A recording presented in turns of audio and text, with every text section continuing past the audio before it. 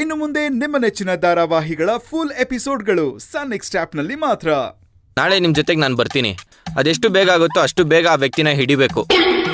ಇಲ್ಲ ಅಂದ್ರೆ ಗುಲಾಬಿ ಅವ್ರಿಗೆ ತೊಂದರೆ ಆಗೋದಂತೂ ಗ್ಯಾರಂಟಿ. ನಮ್ ಗುಲಾಬಿನ ನಾವೇ ಕಾಪಾಡ್ಕೋಬೇಕು. ಅಪ್ಪ ಸಮರ್ಥ, ನೀನೇನು ನನ್ನ ಜೊತೆ ಬರೋದ್ ಬೇಡ.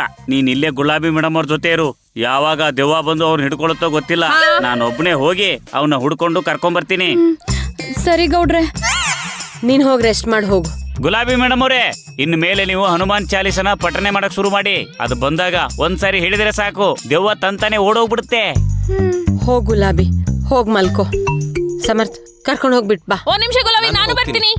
ನೀವೇ ಹುಷಾರಾಗಿ ಬಿಟ್ಬಿಡಿ ಮಾಲಿನಿ ಅವರೇ. ಹಾ ಸರಿ. ಗುಲಾಬಿ ನೋಡಿದ್ರೆ ಅಯ್ಯೋ ಅನ್ಸತ್ತೆ ರೀ.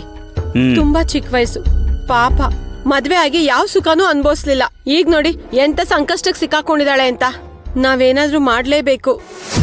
ಅಮೇ, ನೋಡ್ತಾ ಇರು, ಈ ಗೌಡನ ತಾಕತ್ತು ಗತ್ತು ಏನು ಅಂತ ನಿಂಗೆ ನಾಳೆ ತೋರಿಸ್ತೀನಿ. ಬರೀ ಬಾಯಿ ಮಾತಲ್ಲಿ ಹೇಳೋದಲ್ಲ, ನಾಳೆ ಒಳಗಡೆ ಈ ಸಮಸ್ಯೆನ ಬಗ್ಗೆ ಹರಿಸ್ಲಿಲ್ಲ ಅಂದ್ರೆ ನಿಮಗೆ ಹೊಗೆ ಹಾಕಿಸ್ಬಿಡ್ತೀನಿ.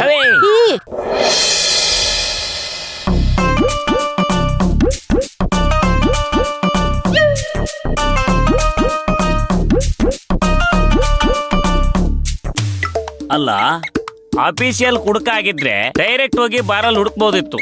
ಅವ್ನು ನೋಡಿದ್ರೆ ಲೋಕಲ್ ಕುಡುಕನ್ ತರ ಇದ್ದಾನೆ. ಇವನು ಎಲ್ಲಪ್ಪ ಹುಡುಕೋದು?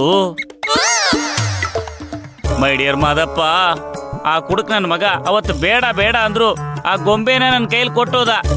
ಅವನಿದು ಸ್ಮಶಾನದಲ್ಲಿ ಸಿಕ್ಕಿದ್ದು ಅಂತ ಹೇಳ್ದಾಗ್ಲೇ ನನಗೆ ಅನುಮಾನ ಬಂದಿತ್ತು. ಆದ್ರೂ ತಮಾಷೆ ಮಾಡಿದೆ ಅಂತ ನನ್ನನ್ನೇ ಯಾಮಾರಿಸ್ಬಿಟ್ಟು ಆ ಗೊಂಬೆ ಕೊಟ್ಟೋಗ್ಬಿಟ್ಟ. ಈಗ ಅವನು ಎಲ್ಲಂತ ಹುಡ್ಕೋದು, ಎಲ್ಲಿ ಕುಡಿದು ಮಲ್ಕೊಂಡಿದ್ದಾನೋ ಏನೋ.